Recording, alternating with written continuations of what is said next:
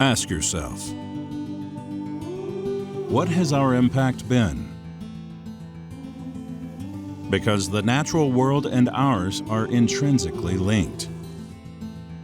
Our home is their home, and damage done to them is damage done to all, especially in a sector where our very existence is mutually beneficial. To protect our planet, our people, our climate, and natural wonders, destruction of Earth's rich biodiversity must be halted. And when something is so crucial to our being, why do enough when we can do more?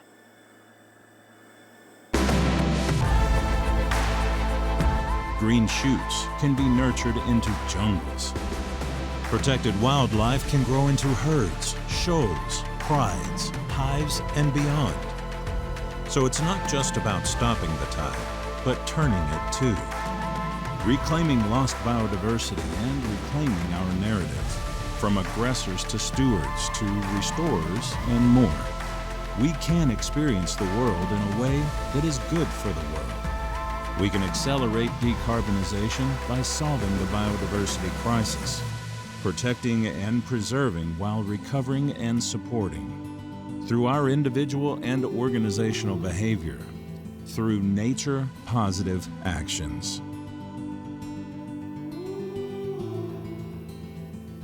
So, ask yourself, what can my impact be?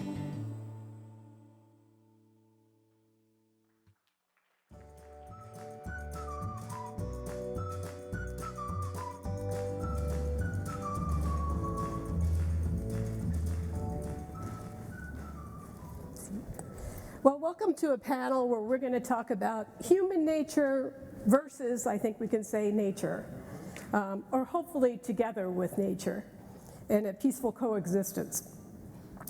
In this panel, we're going to talk about several of the UN Sustainability Development Goals, climate action, sustainability of the oceans, which is particularly near and dear to my heart, as I'm a journalist that specializes in oceans and cruises and islands. We're going to talk about sustainability on land as well. I thank all the panelists.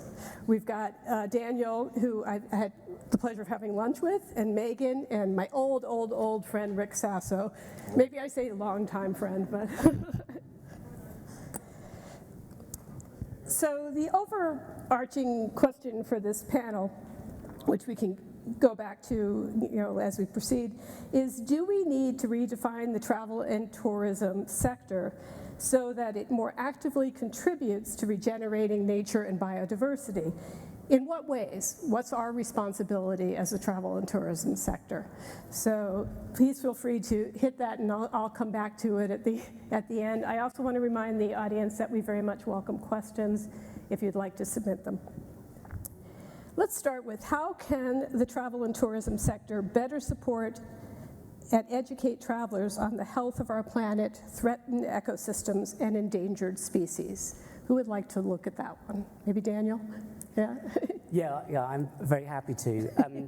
I think it's about opening the door to the natural world. That whole immersive experience as you sort of delve deeper, and providing the narrative is right by the travel provider. I think the public get that insight, that understanding, that empathy, and then with empathy you get respect, and then that understanding of the importance to protect what you could potentially lose. So the narrative is really key, and I think if travel and tourism can really grasp that aspect, then we have a better future ahead of us. So we're communicating the message. Rick, how can a company like MSC Cruises help to educate the public and communicate that message? I think, well, hello to everyone, and thank you, WTTC, for even having such a high-level appreciation for this subject. And I know her for over 30 years, so we're dated. I think look, as a halo comment, before I answer specifically, everybody in this room share a very special relationship And you know what it is? We actually really care about this. We're not just talking about it. We're not just companies that say we're going to do this, we're going to go green, we're going to do all these single plastics, and then they don't do anything. I think everybody in this room shares a common kind of special relationship that we all really care about this. And I think that when you know that you have it as an objective and as a responsibility, then you need to do something about it. And I think MSC, we have a foundation, the MSC Foundation, MSC Cruises, MSC Cargo, so we're in the marine business for 300 years. We have 640 ships out there. So the oceans and the marine life and all those things are very important. I always single it down to this. Look, I'm 73. When I was a kid, the ozone had a big hole in it and you couldn't use aerosol cans anymore. That was 50, 60 years ago. And then sometime in between there, it was deforestation, and oh my God, they're cutting down all the trees and we're not going to have any oxygen. And of course, now we jump to more scientific and more knowledge. And I always boil it down to, we have a responsibility to set the tone for the, when somebody says in 2050, they're going to be net zero. Well, I won't be around then, but I'd like to know the people we educate. Throughout the course of our company's culture, everybody from the bottom up, from the owner all the way down, we're a privately owned company, we care about this. Our foundation does a lot of work internationally to preserve the environment, to do things, sustainability, to educate people. And it requires us to pass that message on so everybody gets the same passion and deliberate action. It's not about communication as much as it is about execution. So I think our job is to make sure we pass this torch along, and now that we have it as a serious subject, not the ozone layer from 60 years ago. This is serious. And I'll talk a little more later about what we're doing in the Bahamas particularly. That's a vivid example of how we can make an impact. What is the one thing you wish everyone understood about the value of biodiversity to our sector and to our planet, but particularly to our sector? Megan, maybe you can take that. Yeah, absolutely. I think I bring a little bit of a different perspective, certainly to the room, because I actually came from studying biodiversity. I have a PhD from Stanford in marine sciences and came to this industry because I saw the potential of it being one of the only industries that actually values biodiversity as the product, right? And so this is such an interesting component for travel and tourism to recognize that in the same way that we have a climate crisis, we also have a biodiversity crisis. There are global stressors that are making biodiversity decline, right? Some of it caused by parts of our industry, a lot of it caused by other industries in and of itself. And if our product is under decline, right? If we're actually bringing people to destinations to connect with nature, to connect with these incredible services, these ecosystem services that biodiversity provide to our business, then in many ways, what I wish that the tourism sector kind of understood is that not only is our product at risk as we start to lose biodiversity, but we also should probably be the industry that is catalyzing a lot of these solutions because it directly benefits our ability to be able to make sure that we can stay in our destinations for longer, that we can continue to offer excursions that really allow us to appreciate wildlife as live commodities as opposed to something to be extracted as a real driver. And this is something too that the scientific data has shown us, right? There's a great study, landmark study that was done in Palau that said a shark was worth 80 times more alive because people wanted to see it and pay for it during their dives versus if it was finned one time, right, for seafood purposes, right? So there's this huge ability to value nature, and the mechanism to get there is through tourism. So what I hope folks understand is that our industry really has an important role to play to be leading in biodiversity protection. Yeah, Daniel and I at lunch were talking a lot about tourism and wildlife, and Daniel, I'm sure you want to follow up on this particular. Absolutely. I mean, I agree, obviously, with everything that Megan said, but I do think within the sector there is a lack of understanding about those fundamental topics. What is biodiversity? What is nature? How do they interact and produce the water that we drink, the air that we breathe? So, I mean, when we started working with the WTTC, Anna Mundial and WTTC producing this white paper or report on nature-positive tourism, one of the things that we decided on, and this was really hammered home by a consultation of over 200 businesses, is the need to really explain those fundamental issues, how they interconnect, how they are relevant to climate change, to preventing the next pandemic. All these things are covered within the report, but I think it's really important to have that understanding in order to really commit, in order to really understand why this is needed now and not to wait another 10 years before we act. Yeah, I'm excited to see the towards nature positive travel and tourism, to see that report.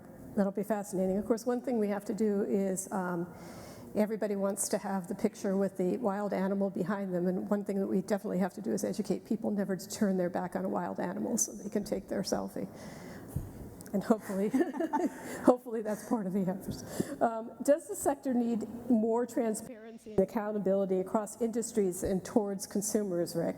Do we need a global tool to enable businesses to assess and report their impact? Definitely. I think any subject matter should have that, only because there's always a big gap between perception and reality. And I think our industry particularly, we have done so much in the last 2 decades or more to make sure that everything we do also has a connection between the sea, the shore, and the ships. That we have a responsibility to our own employees on the shore, we have a responsibility for sea life, we have a responsibility for how we build our ships. So I think there needs to be certainly a voice, a mouthpiece that makes sure people understand what it is we do. I'll give you one vivid example. And we talked about coral, several panels today. So our MSC Foundation, I'm the ambassador, so I have to get involved in a lot of things. So we bought this island in the Bahamas. It was an industrial wasteland. 64 square miles of marine reserve we created.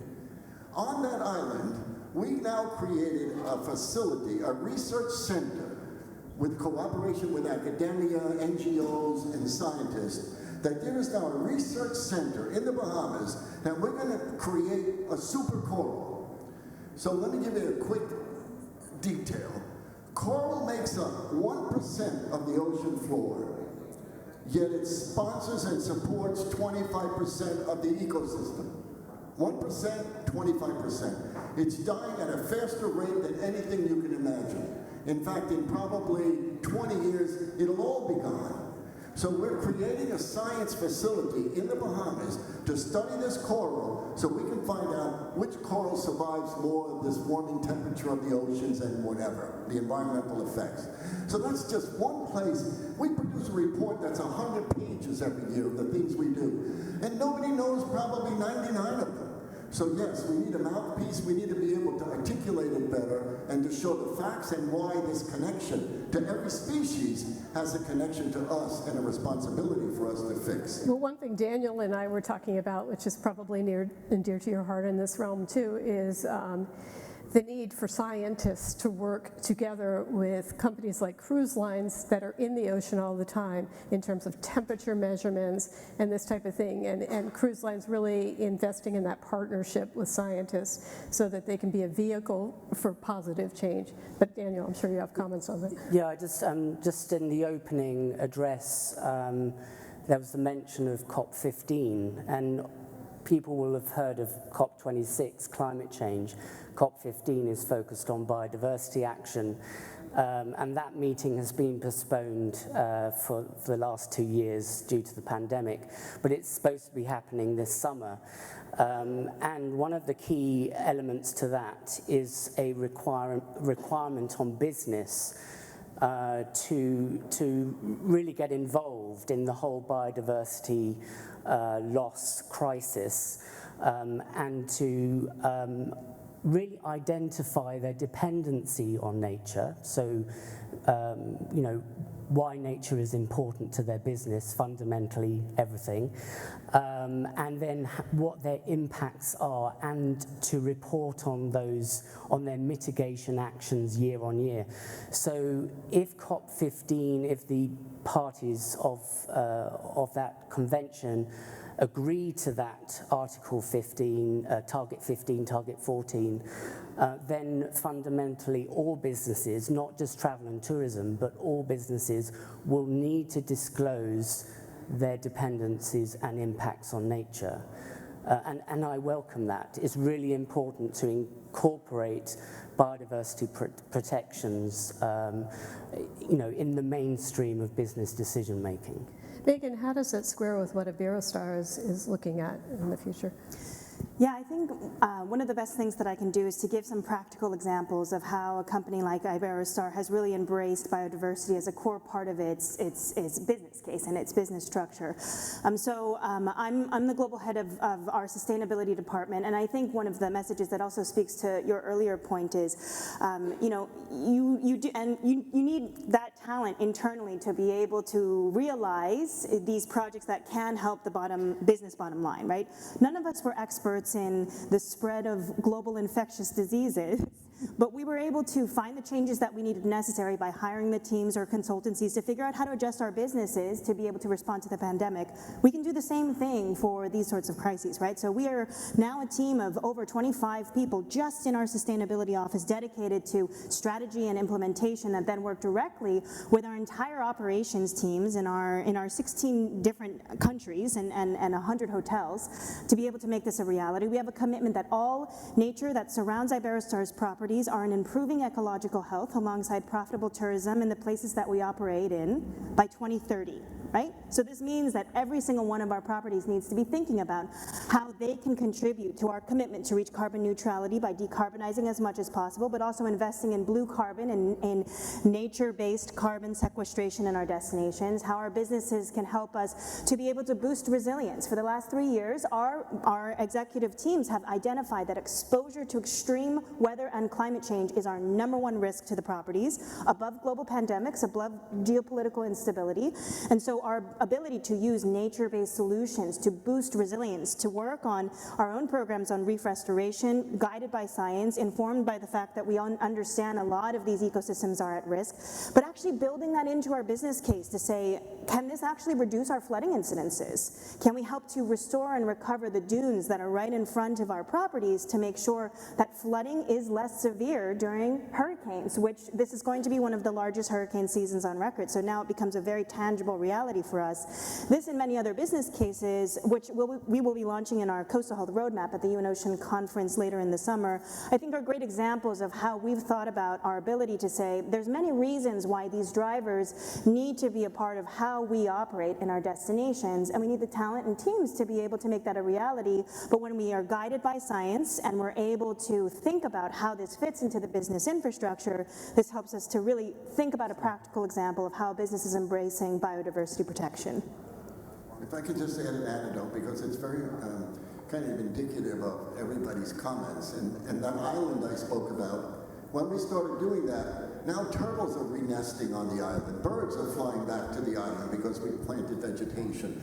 The sea life is coming back. 88 different species of fish have come back in the region. So when you do that, so that's a sea version. On the ship version, we do the recycling better than people do it at home. We put propellers on board cruise ships that are quieter so we don't disturb the marine life. There are so many things we do, LNG ships and the rest. And on the shore, and at every step, there has to be some connection to responsibility. And I think we can all take that mantle, and again, as I said earlier, everybody in this room has that same passion. We just need to make sure we keep propelling it because people do forget. I also think it's important about understanding the destinations you operate in.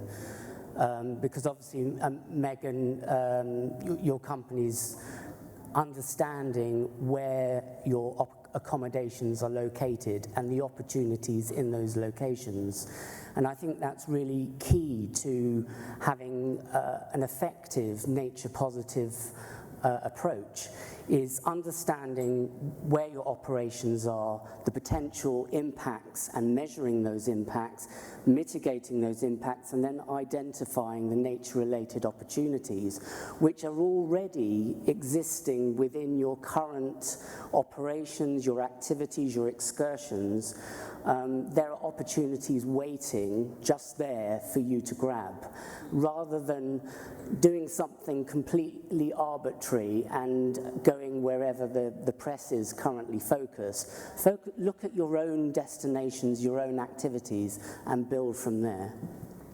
I want, if I can add to that, I think we're very fortunate that we as a tourism chain have 80% of our properties beachfront, right? But I fully recognize travel and tourism is an incredibly heterogeneous sector, and there are many businesses that aren't necessarily as tangibly, directly within the heart of nature because it's literally the first thing you see when you walk in the door, right?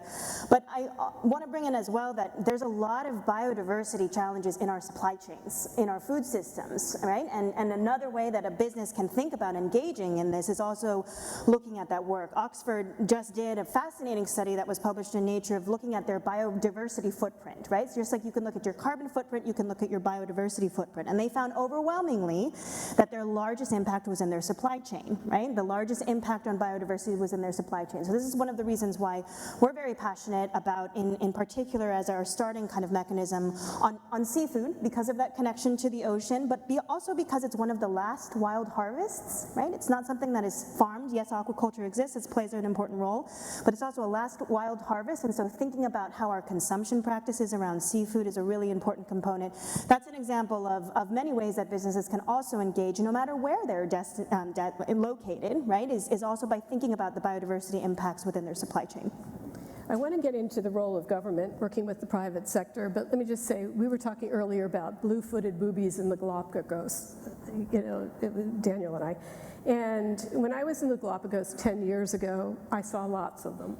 This particular trip that I just did a few months ago, I saw one. And it was quite shocking to me that the numbers were such, and I talked to a naturalist, and we talked about the food chain and the effects on the food chain. That's just a preface to how can the private sector better participate in governmental planning to protect ecosystems and biodiversity, and what regulations are needed, and what is the role of the travel and tourism sector in advocating for that. Because again, you don't want to be a cruise operator in the Galapagos promising people blue-footed boobies when there aren't any more. Who wants to touch that? Look, you've heard it probably in every session that's been on the stage today, where government and private sector, there's got to be this kind of marriage, and sometimes it comes from underneath, sometimes it comes from the top. But you have to engage government, but they have to understand that the private sector or a foundation, let's call it MSC Foundation as an example, we've already shown that we do things proactively. We create resources, meaning financial resources, so government doesn't have to always look at it as a budget, but more as a benefit. And what we did in the Ivory Coast as an example, we got government to understand what we could do with them is pick up all the plastics in the entire region and squish it into bricks that we make schools. So it had not only cleaned up the environment, but it had a secondary benefit where they built a school out of this material. So that's just one example where government needs to see all these benefits and not just, is this going to cost government money? So it is a private sector investment. It is certainly foundation type of work that usually gets it done because they have the passion about it. And then the government has to really appreciate the benefit. See the kids in that classroom every day, they know those things came from plastic bottles. So it's all about giving the education, but it's not just about the financing the government needs to put. They have to see what the results can be. So it's education. Daniel? Certainly one thing that Anna Mundial wants to encourage travel businesses to do is to talk to the governments within the destinations that they operate in. Because through the Convention of Biological Diversity, COP15, all governments have to create a national biodiversity plan, a strategy for the country, identifying the fragile habitats, identifying threatened species, and plans to mitigate the risks and build on opportunities. I think if travel and tourism engaged in that process, then not only can they support those actions, but they can be part of the solution and in a way hold the governments more accountable to actually achieve their strategies in the long term. So it's going back from what I was saying before, we're not asking people, companies to reinvent the wheel here. The solutions are already there. It's just about understanding the opportunities that are available. Did you want to ask a comment?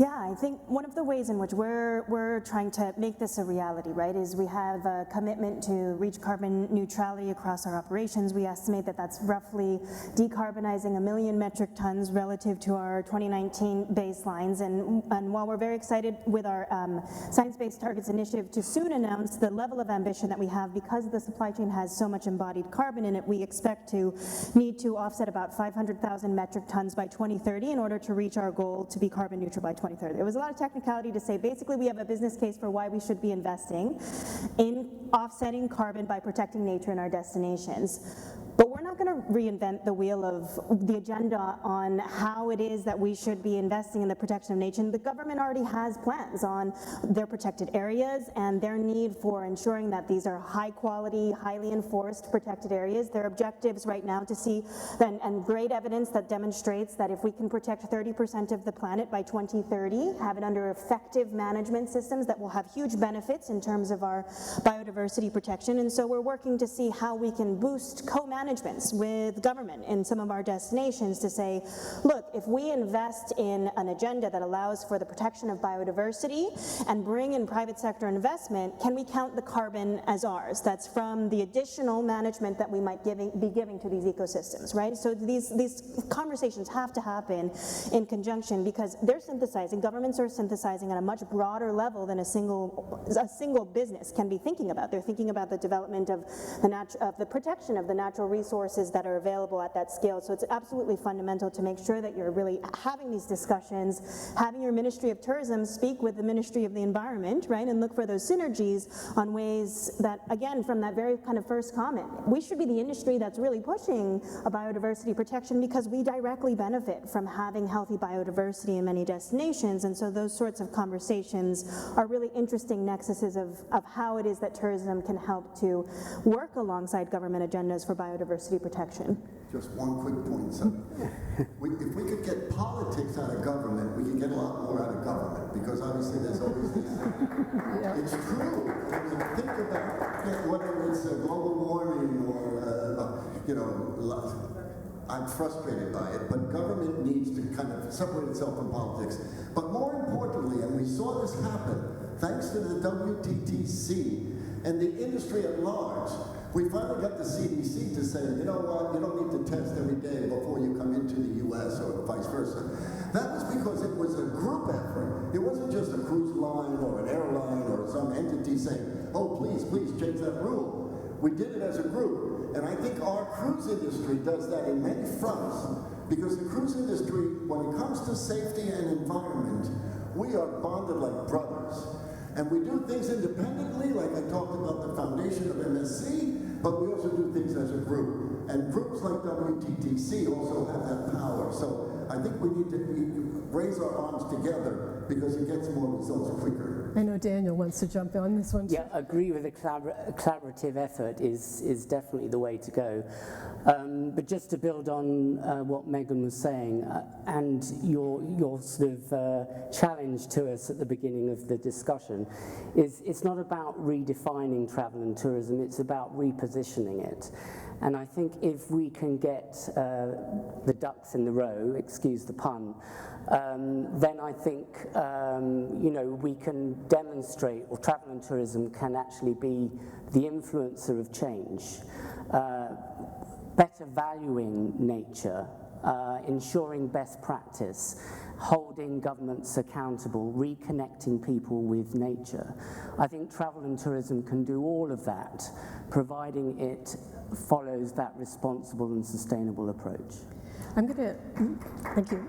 I'm going to look at a couple questions from the audience. First of all, how do we help consumers avoid companies that, in quotes, greenwash, so travelers can actually participate in reducing biodiversity loss? Who wants to take that one? Oh, come on, Rick. I think most of the time, I use the word education probably 10 times already in the last 30 minutes, but most of the time we don't have enough knowledge, and I think, I told my grandkids a few weeks ago, I said, give me your favorite color. One said blue, one said white, one said yellow, and I said, from now on, your favorite color is green. And they looked at me and they said, why? I said, because that's going to be the word of the vocabulary of colors for the next generations. And you got to think green, so I had to explain to the 3-year-old and the 7-year-old, I had to explain to them what this was about. But I did it in a colorful way and in a cute way, so I planted that seed with them. And this green thing is not just a color, there's many shades of it. But there's something behind it that requires action. It requires people to take some initiative and responsibility. So we need to start with even the 3-year-olds and teach them what their favorite color is starting now. Most companies can put out reports and they can say they're green. And I joked earlier with you, and we talked about how people use words and they never mean anything. So the word organic, and I'm thinking, well, is that really organic? Is that an eco? I'm following this eco trail. Well, is that eco tour really an eco tour? Well, we better prove to people that we mean what we say and make those tours really eco and make sure people get the message. When they come to our island, they're going to get a lesson about coral. They're going to go home and be in love with coral. So it's about this education piece, and it requires a lot of dialogue. Yeah, note to shore excursion providers, a 4x4 eco tour does not exist. I think in answer to that previous question, it's about providing the businesses the opportunity to demonstrate that they are doing good, a nature-positive approach, minimizing negative impact and maximizing on the opportunity. And this is something that Animundial has been developing.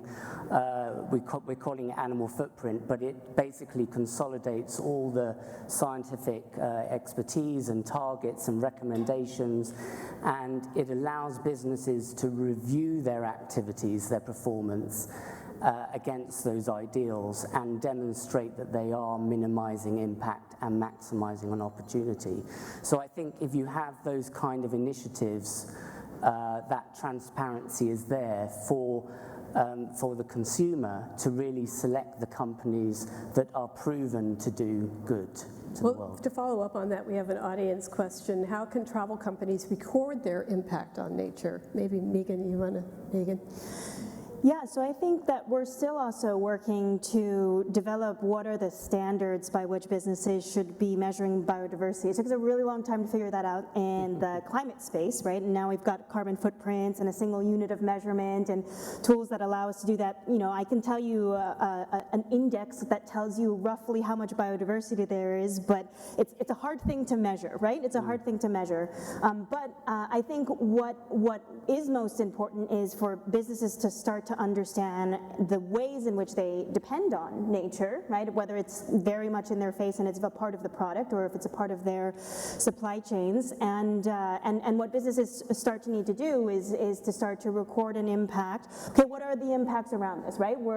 How are we likely going to benefit or be at risk if we start to lose biodiversity? And so these sorts of analyses, I think, are still underdeveloped. There's not really, that I could think of, a lot of really good consultancies out there that can tell me, can I get a biodiversity risk assessment for our business?